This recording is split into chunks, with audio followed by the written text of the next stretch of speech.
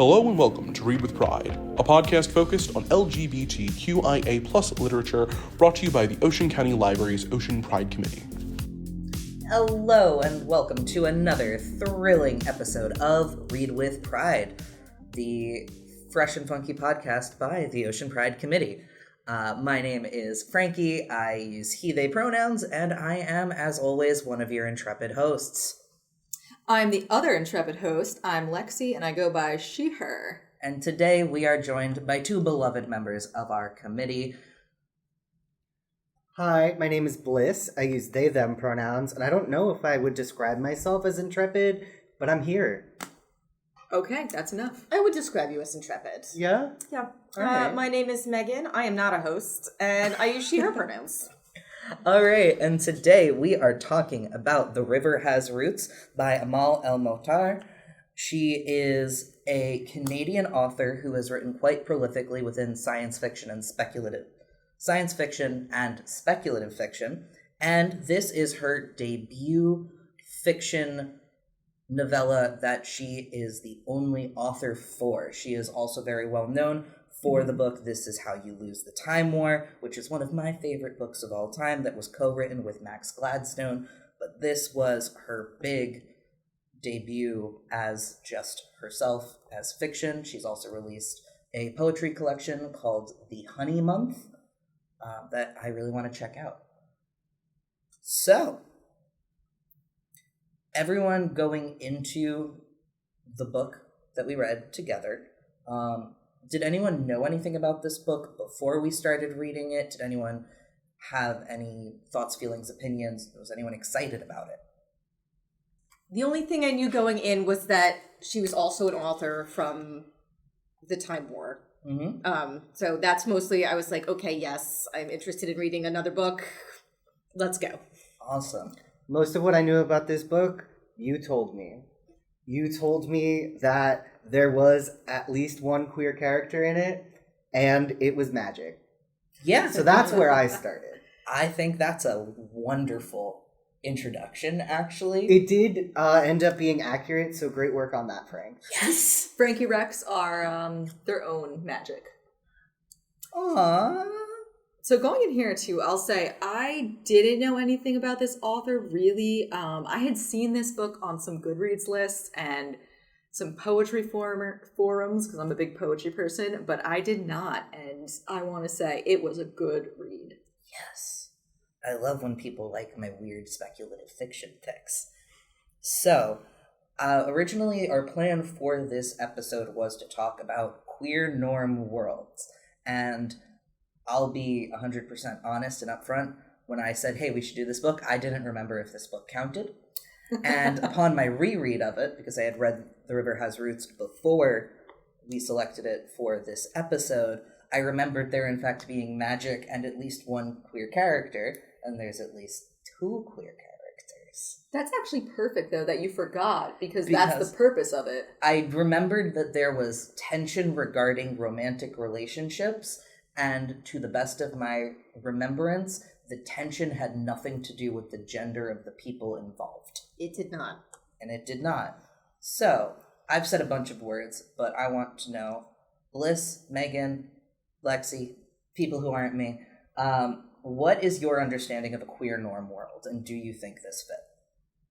I think it does. I think the whole point of queer norm is no one's questioning it. No one's talking about it in the book. Mm-hmm. No one is concerned about anyone's gender in this book in the terms of romantic relationships. I think we're more concerned over who we like and who is awful, which has nothing to do with their gender. And the sisters, kind of both wind up with their own people. But, that never comes up. It's never a conversation that's had. I agree with your perspective on what a queer norm world in a book is, but I would like to push back on the idea that this is, maybe it technically counts, but I wouldn't necessarily say it's exemplary because of the way the Arcadians are in this book, right? It seems to me like Arcadians in general just like don't really do gender. Mm-hmm. And in a way, it almost makes it kind of like for like navigating the culture of like Arcadia as it across to Thistleford, was it? Yeah. It's almost like Fae is the gender. Mm-hmm. And in some ways, like, it wasn't the most chill, normal, no eyebrows raised thing that Esther was involved with in Arcadia. Mm-hmm. I wouldn't say that it was like overt bigotry or anything like that, but it definitely wasn't like above being commented on. Okay.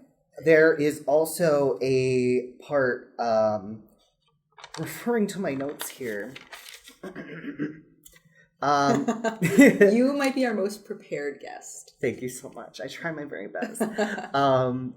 In discussion with Esther and We're getting very into details, which is good, but for our dear listeners who have not just read the book and taken copious notes, our most beloved and prepared guest, what's this book about?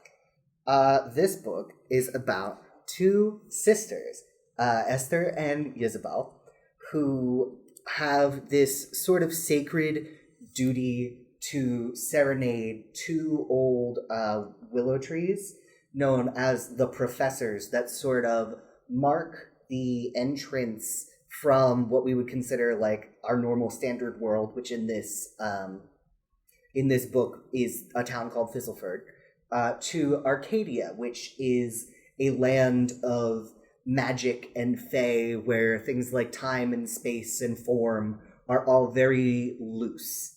I would say they are loose, but follow a very clear logic in a way that Fae worlds often do, because The River Has Roots is a story about sisterhood, and it's a story about transformation and translation. Mm-hmm. The River Has Roots' whole magic system is bound up in language and, in its own words, grammar.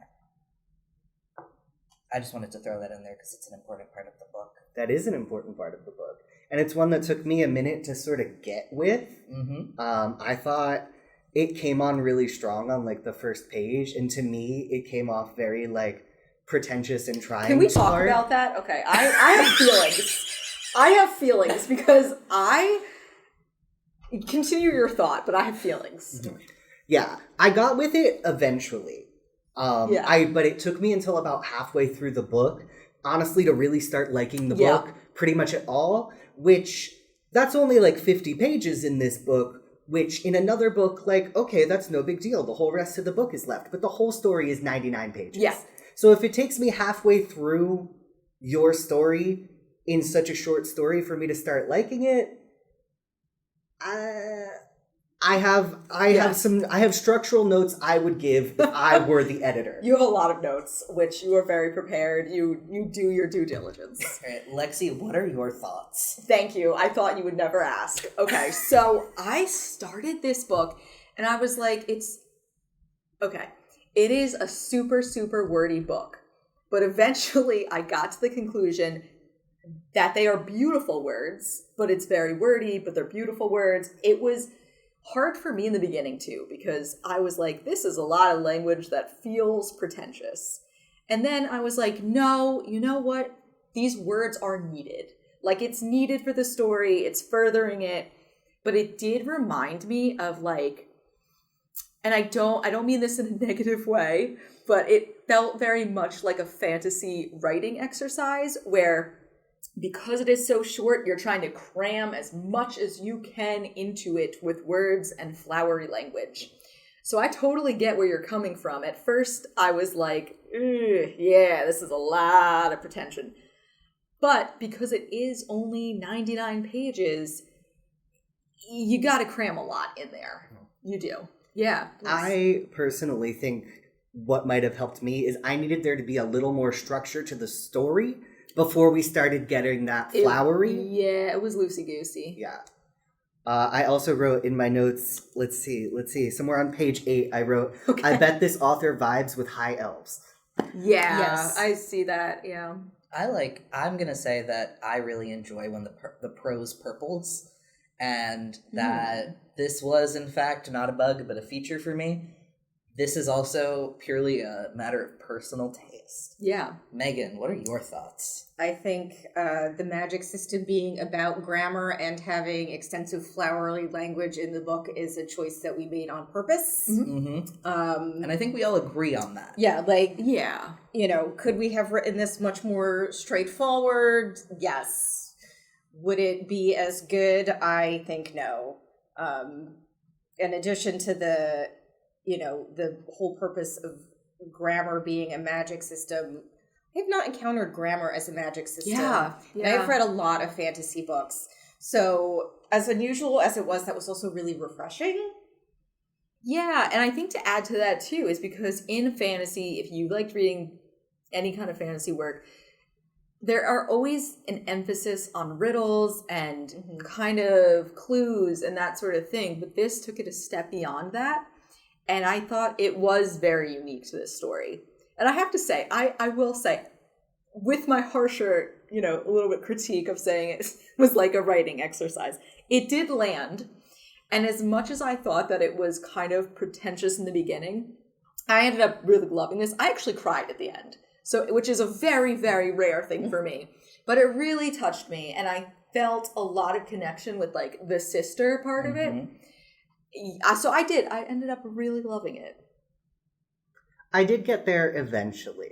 I think I would enjoy the first half of the book a lot more having finished the book. Yeah. Now. Okay. Yeah. Now that you have the pieces. Who are, in your eyes, like the big important cast of characters that we're dealing with here? Other than the sisters, there's kind of only two characters that matter significantly. Which would be Rin, Esther's Arcadian lover, and Sam Pollard, who is courting Esther and also the worst. Absolutely Terrible. So Sam Pollard, as you said, Is the worst. the worst. Yeah. He Terrible. I can't stand him. So he's courting Esther, and it's very like she is so clear she wants nothing to do with him, but he just will not go away. And the whole thing is because his family's land bumps up against her family's land, and it would be like very, you know, financially... Arranged marriage. Yeah, very Business. advantageous. Yeah. Yeah. But he doesn't even approach it in No, this he's way of gross. like, hey, let me level with you. This is this. Should we do this for money reasons? He's just like, let me woo you with my terrible poetry and never leave you alone. Yeah, he was one of those like unrelenting, gross kind of like, you know, there's no interest. Like she has no interest in him. And it just, yeah, it falls flat. And he's just such a nice guy. Aw, And such a he nice guy.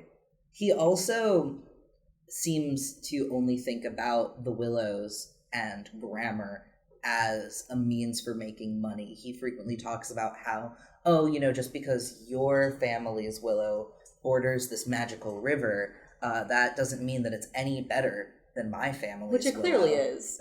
It's clearly better. Yes. It's clearly better. Yes. Yeah. God, this guy sucks. He does. He's the worst. Um, The author did a very good job about making him very, like, compellingly awful. And then there's the whole thing that the entire time Isabel is like, why are you so mean to him, Esther? You should give him a shot. I think he's charming. And like, girl, love yourself. He What? is not. Yes. And that's what made me laugh in the book too, when Esther was very much like, do better, or like, you know, make him try harder. demand better. That was it. Demand Thank you. better. Demand better. Does anyone have this quote saved? The quote is, Belle, he's like a bit of bread that's been dropped in a pond. If the bread could also beg a duck to eat him. Quack, quack, said Isabel, quirking her lips. You're not serious. I don't know, Esther, she said, shrugging. He's only ever been kind to us, and I know you hate his poems, but I think it might be nice, you know, to have someone write poems about me, to be seen. I suppose like that, like an angel or a queen. There are a great many songs written about sisters, and a great many stories, too. And most often they turn on jealousy, on pettiness, on spite.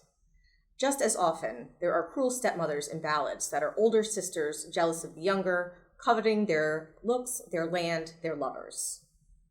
Esther looked at her sister, her beautiful, brilliant sister, talented and generous and funny and kind, and felt her fingers curling into fists at the thought that all the summer sunshine of her could dim for the want of being seen by the likes of Samuel Pollard.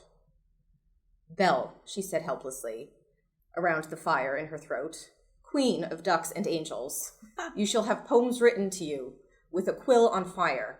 You shall have songs sung to you by enchanted harps. Whole branches of grammar will be invented only to praise you. Isabel chuckled, but shook her head. Esther put her hands on her shoulders and bent their foreheads together. Isabel Hochthor, she said, and she could not keep the heat from her voice. Demand better than to be worshipped by a crumb. Yeah! Say it again! Isabel's a really interesting character. I want to jump in for a second. Yeah, get in here. because I loved that whole little paragraph. It was excellent.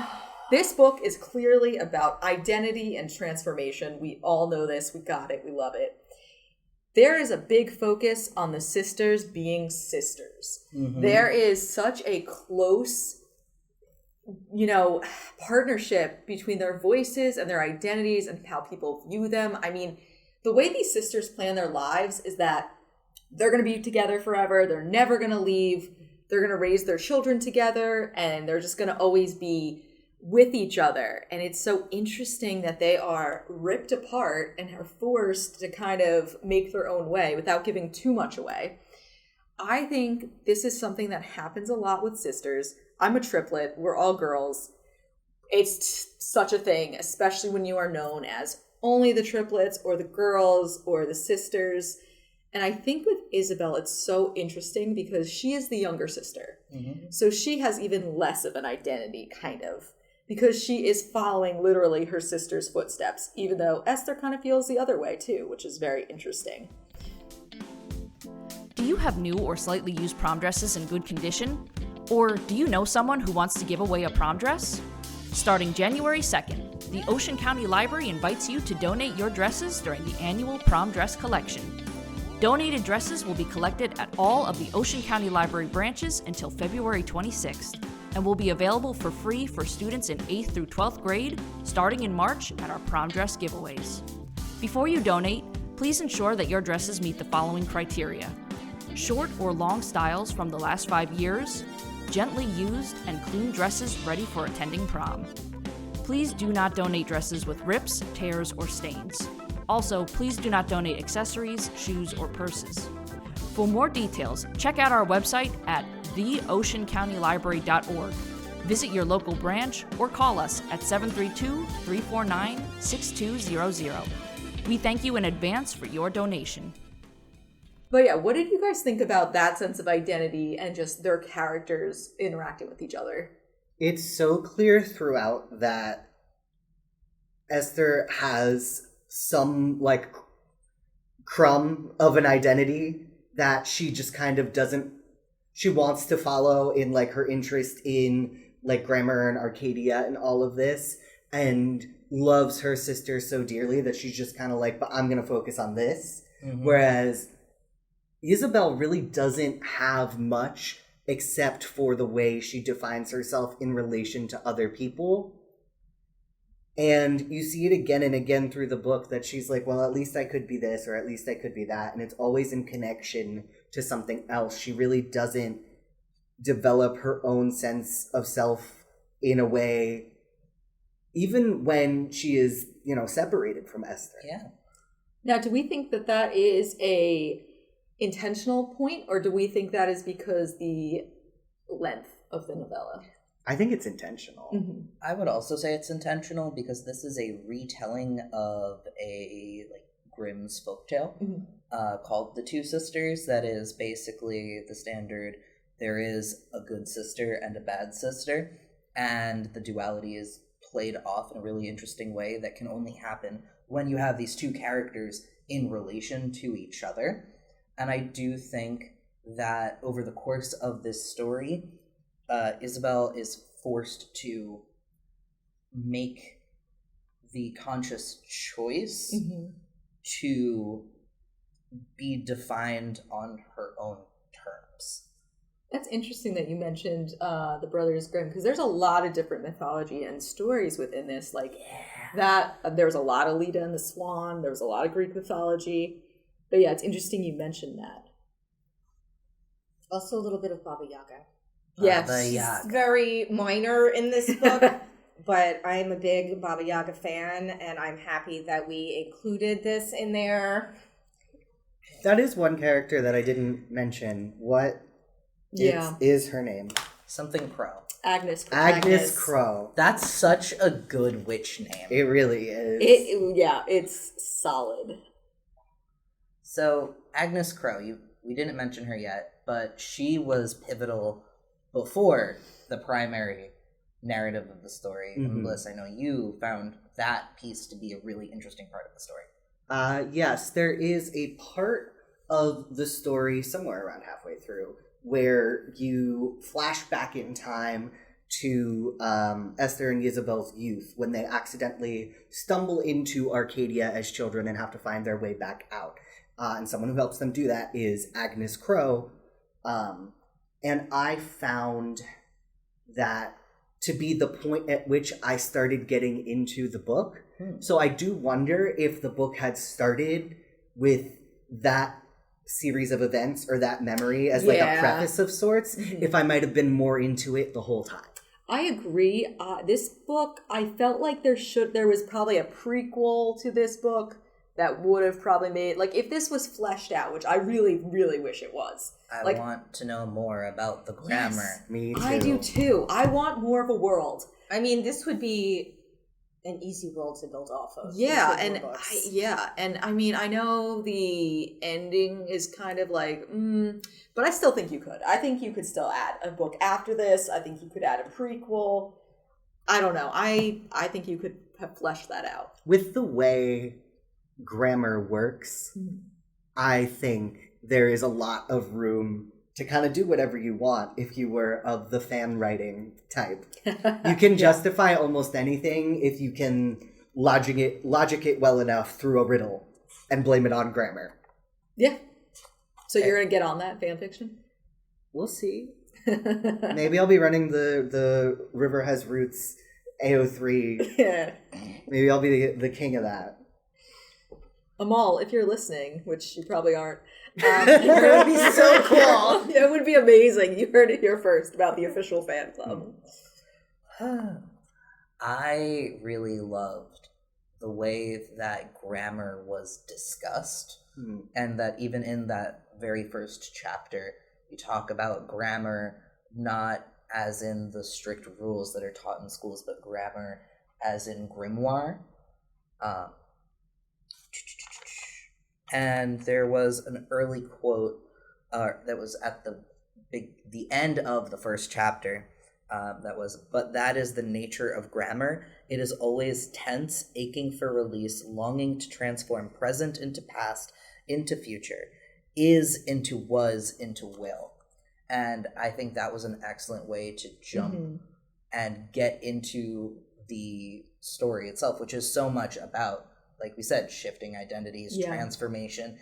In the case of this book, very literally, there are a lot of things that are so clever from an etymological point of view.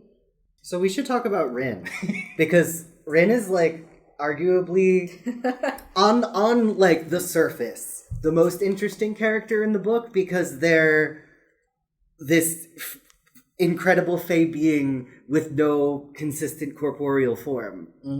And like, that's pretty sick.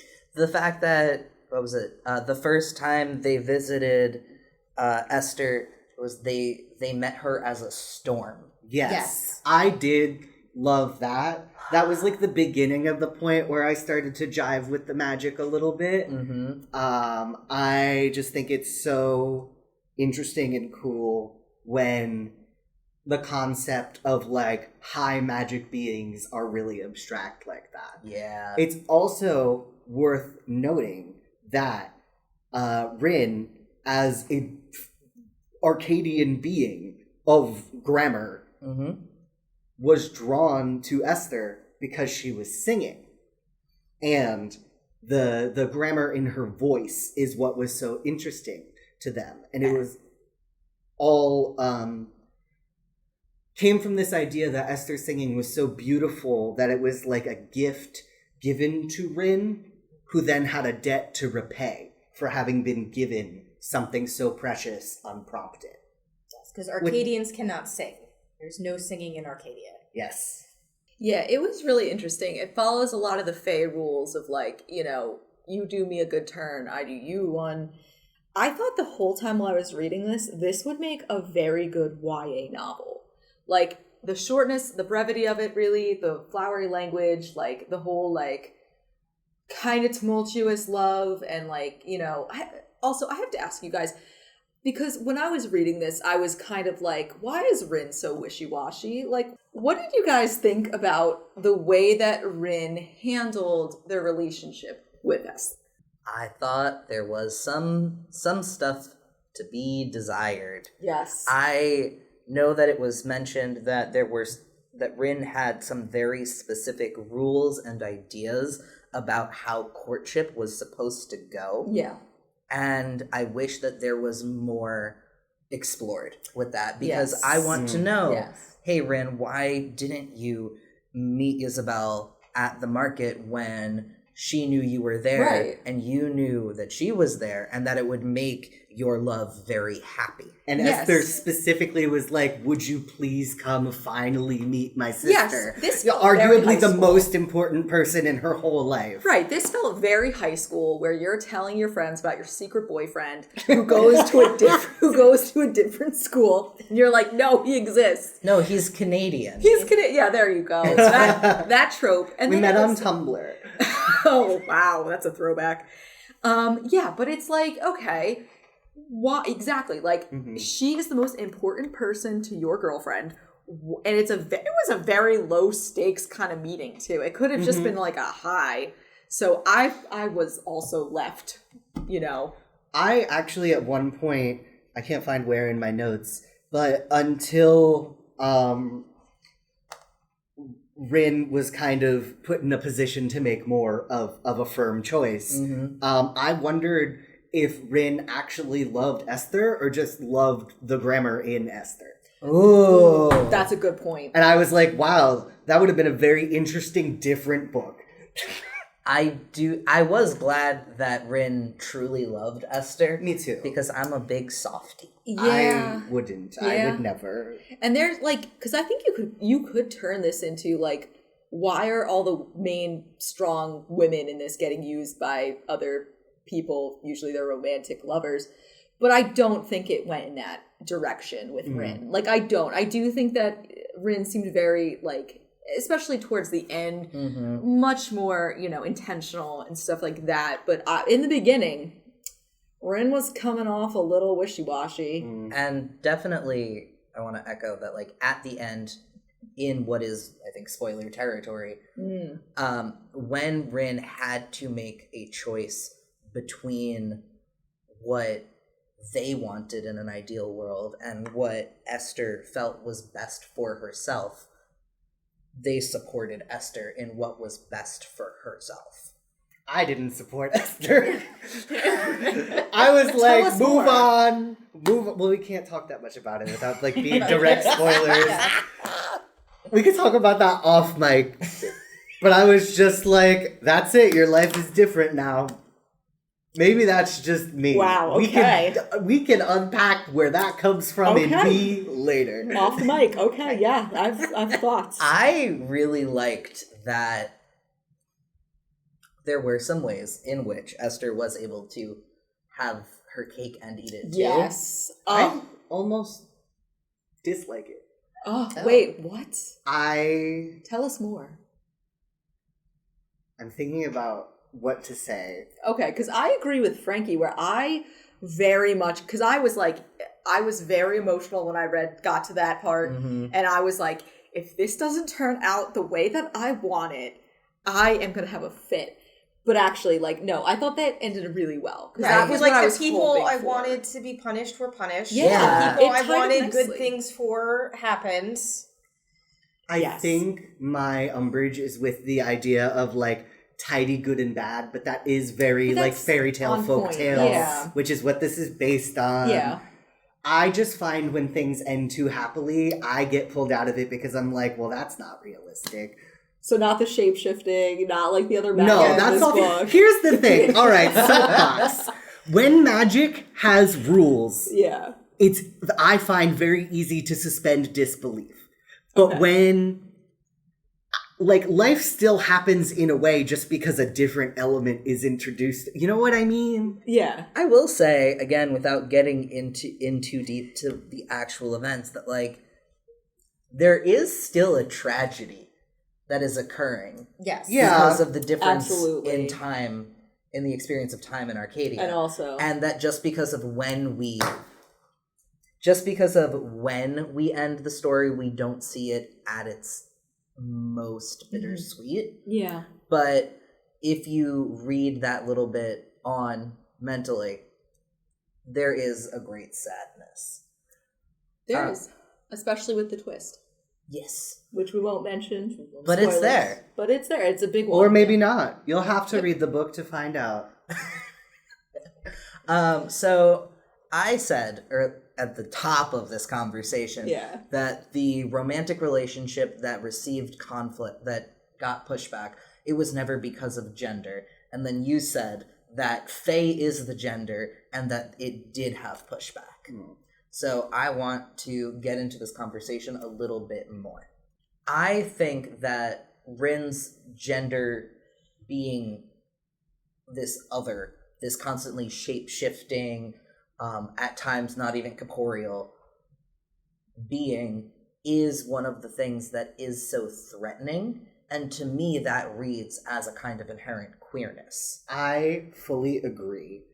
I think whether or not this could be considered queer norm as a work is like up to interpretation and up to what you interpret this like Arcadian Fae grammar-ness of Rin to be a stand-in for in the narrative.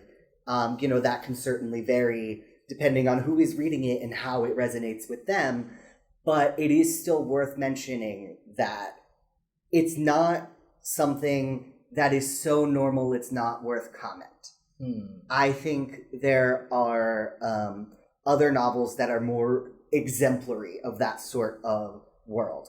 I also want to ask you guys' thoughts on, in the conversation Esther is having with Pollard about, like, in a more frank way about why he is courting her. There is some discussion of, like, well, we could be married and I'll, like, allow you your transgressions on the side if you allow me the same.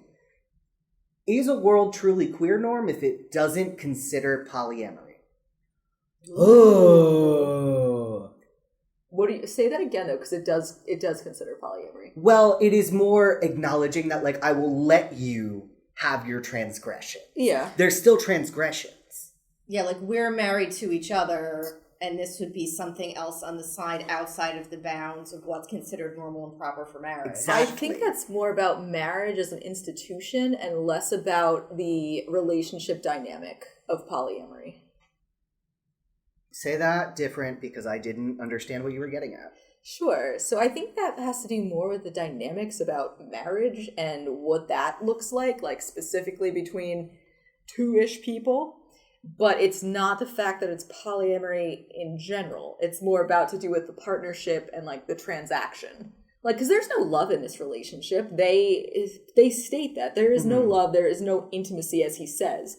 Like, it's not really about the relationships. It's more about, like, a business transaction. I agree. Yeah. I just think the way I think I get what you're getting at. The way it was written. Can I try? yes. So I think what Bliss is trying to get at is the fact that there are institutions within the world that are as strict and binary as this is a marriage between, it is a legal agreement between two people. And what you're trying to say is that in a truly queer norm world, any variety of relationships could be considered equally unworthy of discussion. Yes. That basically, it's not so much about exactly what Pollard is offering Esther. It's about the idea that they exist in a world, because we are talking about the world of the novel. Mm-hmm. So what I'm trying to get at is the fact that not so much what relationship style or agreement Pollard is offering Esther, so much as there is in this world marriage as we understand it in the very monogamous institution that it is in most places today, and that it is sort of a special exception for him to allow her to keep, her Arcadian lover or whoever else. Yeah, and I do see your point. I agree with that, because I do think even though this world is very fluid with a lot of things, there are some things that are very norm, like very stereotypically normal, like courtship, and you follow this lead, and it does seem like, the man kind of takes a lead in the courtship still, like there's that part of this universe, at least in that relationship. And Esther does remark on how she has to be the one to call on Rin, and that turns all of her ideas of courtship upside down. Yeah. Yes. Because as a woman, that wouldn't have... She never anticipated that being her place. Yes. I will... Sorry. Oh, I was say I apologize. I thought that this counted as queer norm, and it doesn't, and that's okay. No, it does. I think it depends. I honestly think that there are levels to queer norm that... This was not an exemplary choice, and I'm being brave and admitting when I was wrong as a man. You're doing so good. Beautiful. And that's what this podcast is all about. Men atoning. Taking accountability. No, I think we could go back to what we were saying.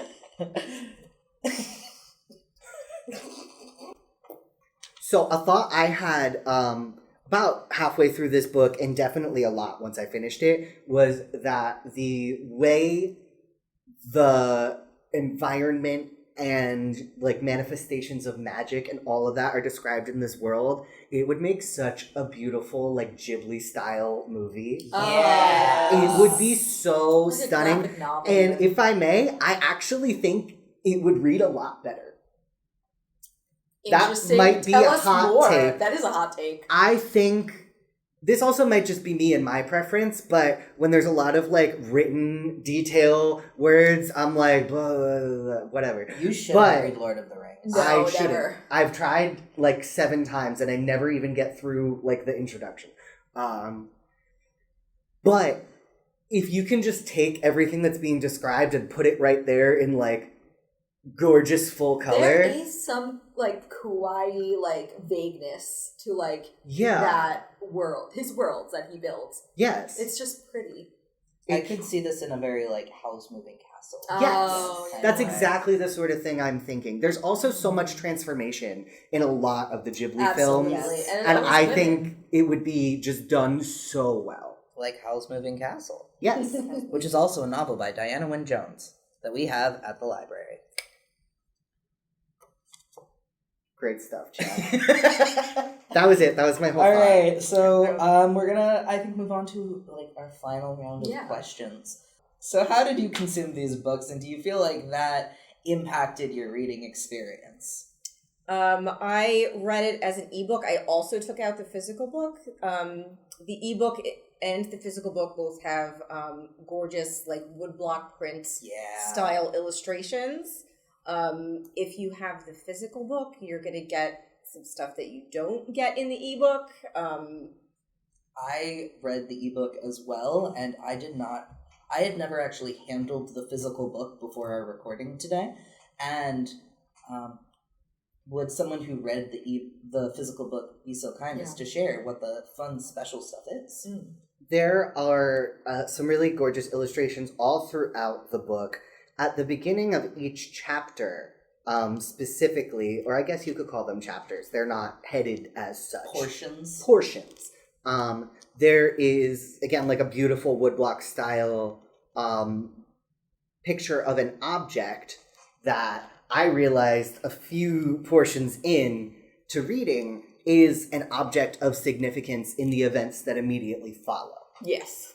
So once I figured that out, that was something I started really enjoying at the beginning of chapters. Mm-hmm. In a lot of ways, I think this is a book that you learn how to enjoy better as you read it. Yes. I think that's probably... Once you figure out the world, like, you get your sea legs a little bit, you start to understand more. Yeah. I'm going to say I was not a fan of the illustrations. Gasp. Why? Well, I'll tell you why. Do you hate art? I do. I hate all forms of art. Now you're gonna get canceled. No, I actually love art. I can't imagine my life without art. So I also read the physical book. And the thing that I did not like about it was that all of these were just one color, which is black. For me, and they were thick lines. They weren't like a normal kind of like a thin line or anything. Like they were very... Yeah, it's like a medieval Yes. woodblock style. Yes, but less detail even than I think a traditional woodblock. I could be wrong on that one. Frankie's giving me a look, so I could be wrong. But for me personally, I would have liked to have seen these with color. Just because the story is so beautifully worded and so colorful, I think it would have added and not taken away. I think it would have been much more, at least standing out to me with color.